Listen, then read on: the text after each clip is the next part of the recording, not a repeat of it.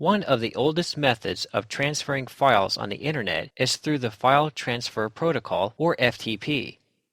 Red Hat Enterprise Linux uses the very secure FTP daemon as the default FTP server software. To set up an FTP server, we will first need to install the vsftpd application.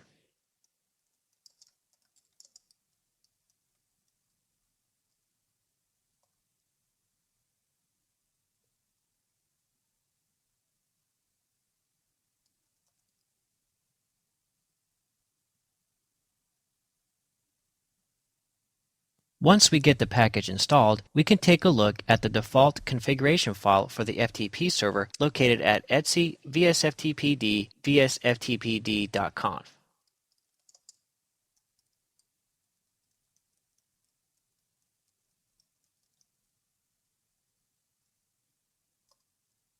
Here, we can see that by default, this server allows anonymous access,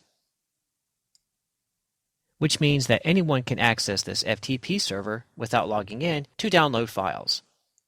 By default, we are allowing users that are configured on the local system to use their local accounts to log in. We will demonstrate this shortly. Also by default, we are allowing write commands for the FTP service, meaning that people can create files and folders on the FTP server. Below this, we see some more directives relating to the anonymous users. The first one allows an anonymous user to upload files to the FTP server. This directive will only work if the above directive for allowing write commands on the FTP server is set. We will leave this directive commented out as we will not be allowing anonymous users to upload to our server. The next directive is allowing anonymous users to create directories on the FTP server. We won't allow this, but this is where you should configure that should you need to. Now let's go ahead and quit our FTP configuration file. Now we will set up our FTP server to start at boot time and start the FTP service.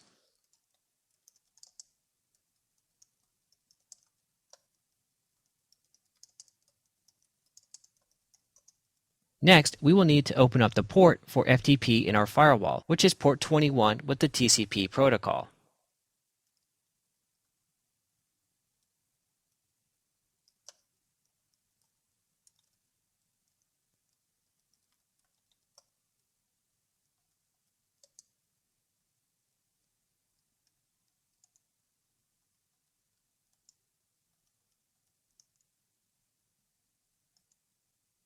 Now, let's verify our firewall port is open.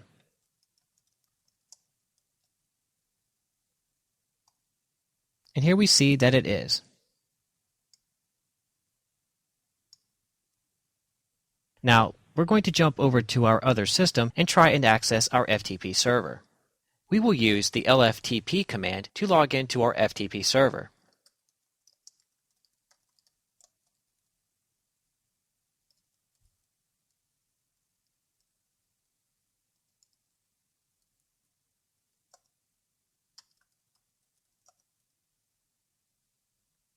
Let's list the contents of the user's home directory. When we log in as a regular user, we seem to have access. However, when we try and list the contents of the user's home directory, we are getting a login failed message.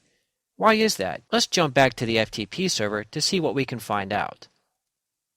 We have already verified that the FTP service is running and the FTP port is open, so why can't our user log in? Let's take a look at the SC Linux audit logs.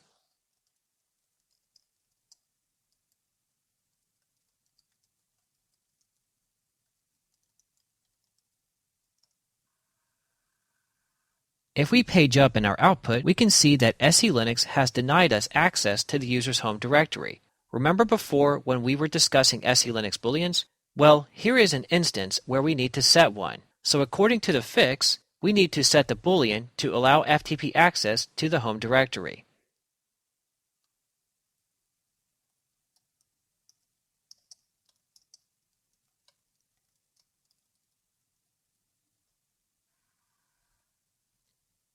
Now let's go back to our other system and try and run the ls command again.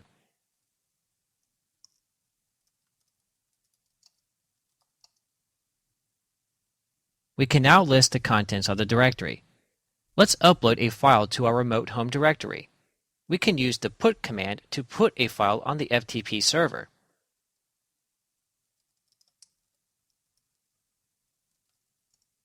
Then run an ls on the FTP server to verify that we uploaded the file. And we can see that we did indeed upload the sent up file. Now let's take a look at something else. If we do an ls on the root directory,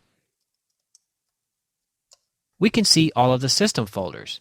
There are security implications to this, since someone could copy down important system files. In our next video, we will show you how to prevent a user from accessing the rest of the FTP server's file system through the FTP connection.